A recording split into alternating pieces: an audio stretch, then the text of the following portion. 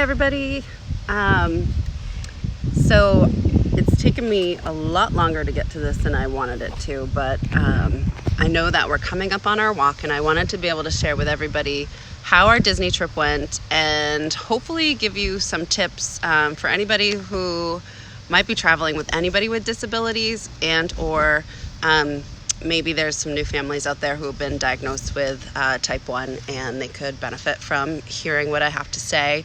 So we had an awesome trip to Disney, but I won't lie, it was a lot of work. And so what I would probably start with is when we were going to pack up and get ready for Disney, they had told us to make sure that we pack extra things.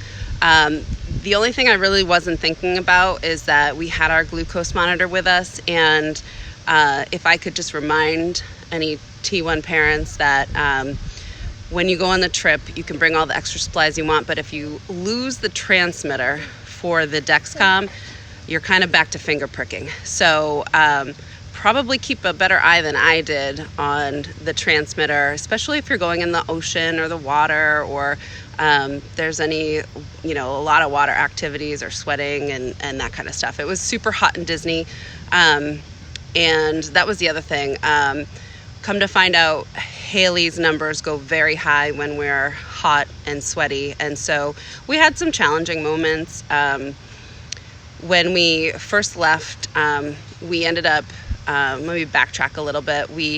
I used TSA Cares. If anybody's traveled and you have somebody who has disabilities, please call them. You call them like a day or two before you leave, and you get assigned an individual person. You just you talk to somebody in the blue shirts, the blue TSA shirts, and you say, I am hooked up with TSA Cares, and they will go get you an individual TSA person. And they basically, you wait there and then they come, they take you to the front of the line, and they walk you through with your medical bags. They take their time. They're very empathic, and they make sure the family feels good, and you get right through it. And when we were going from Boston to Orlando, Haley could not go through the metal detectors. So they were really good about that. They let me pat her Dexcom and her pod because the Dexcom couldn't go through the sensor or the x-ray machine. And so then they would do the testing on my hands to make sure there's no explosive residue. We were in and through TSA in Boston in like 10 minutes tops. It was great, actually. And my husband, who kind of is like, oh, no big deal, we don't need to use that stuff, I think even he was impressed about how easy it was, and less stressful for us standing in line. And anything that can take the stress off of you while you're traveling, especially if you're traveling with a child with special needs, it helps so much. And then when we got to Disney World, the other thing I would recommend is going to guest services at the first park that you enter. And our first park was Hollywood Studios, and we ended up going to the guest services. And I would suggest that you go through the ticket line and go to guest services in the park. A lot of people, I think, go to guest services on the outside of the ticket booth, and so the line's kind of long. But if you just go inside, it's the same guest relations, and there's no line, and they hook you up with your disability pass. And what this allows is for you to kind of have more fast passes. It's really similar to Fast Pass, but Fast Pass is limited. And with the lines and the wait at Disney World, Haley's just not able to sit in the sun and the heat.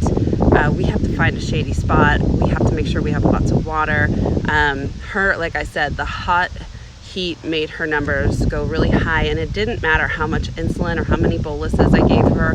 I ended up having to adjust her basal dose, which for anybody who's not a diabetic, your basal dose is the dose of insulin that you get consistently through the day. So her personal diabetes manager, the pump, is set to give her a dose of insulin throughout the day, this tiny little dose, and it equals up to a certain amount of insulin. And then her boluses and it took me a very long time to get the two not confused. Her bolus is when you're doing a short acting, she's eating or you're correcting her blood sugar that's high. So that's what a bolus is. So we kept bolusing her, and I had never changed her basal dose because the doctors figured that out. And so I really was kind of nervous about playing with that. But at some point, you realize that the bolus doesn't work because it's trying too hard because it was so hot outside. So I ended up increasing her basal dosage myself and kind of putting it in the PDM device and adjusting her myself, which ended up helping a little bit when we were in really hot days. And then the insulin, I think at some point the insulin in her pod was actually just a little overheated, so it didn't work as well. And that's something that I learned too, is that you might have to change your pumps every 2 days instead of 3 days if you're on vacation somewhere where it's hot and the heat kind of affects you. So those are some things that we had to think about traveling with Haley that probably other parents, I mean, you worry about the sun and sunburn and a whole bunch of other stuff that you worry about when you're traveling, them getting lost or disconnected from you. And we certainly have those moments too, but then we also have moments where when Haley gets lost or goes someplace that she's not supposed to, you know, we have that added burden of figuring out, you know, where she is right away because of her diabetes. So did you have a lot of fun in Disney World, Hales? Yeah. What was your favorite part of Disney World? Do you remember? I know it's a few weeks ago when we started school. Was it Toy Story Land? No, it was the flying thing. The flying thing, the Flight of the Phoenix. So that's my like third tip. Is I if you like go the to Animal Kingdom, it's the best park ever. And No, I'm gonna say. you're gonna say? I like the Flight of the Phoenix. Flight of the Phoenix. It was a cool ride. So those were our top 3 tips about diabetes. We also end up having to get some cooling cloths because it was so hot, and those helped out a lot, right? And we put them around our neck. And I think just as parents with type 1 diabetics, you have to kind of deal with the roller coaster of their emotions during the day because of their insulin being up and down and stuff like that. So just be prepared. While we were on our cruise, we ended up losing our transmitter in the Bahamas. And if anybody's seen the news, the Bahamas got hit by a hurricane afterwards. So we definitely lost that transmitter. And Dexcom was great. They ended up replacing it. I called them the minute we were back on land, and they replaced it so that she could start school with her new transmitter. But while we were on the cruise, we ended up having to go back to finger pricking, which I tell everybody there's kind of different kinds of stresses that come with the glucose monitors.